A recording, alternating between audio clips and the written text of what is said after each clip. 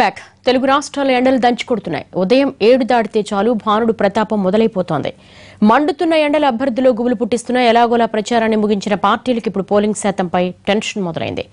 ఎండల భగభగలు ఓటింగ్ శాతంపై ప్రభావం చూపుతుందని ఆందోళన చెందుతున్నారు.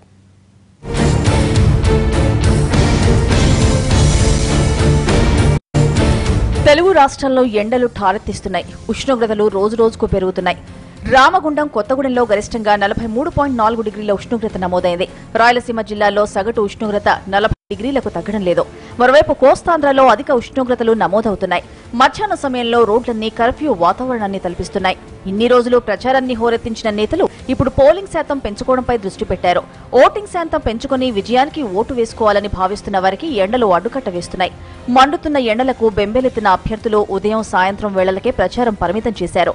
అభ్యర్థుల ప్రచారానికి ఎండలు అవరోధంగా మారగా మరోవైపు పోలింగ్ శాతంపై ప్రభావం చూపే అవకాశం ఉందని నేతలు గగ్గోలు పెడుతున్నారు.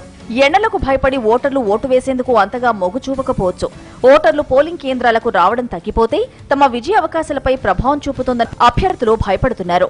ఇప్పటికే తెలుగు రాష్ట్రాల్లో ఉష్ణోగ్రతలు 42 డిగ్రీలకు పైగా నమోదవుతున్నాయి. దీంతో ప్రజలతో పాటు అభ్యర్థులకు ఎండసెగర తగులుతోంది.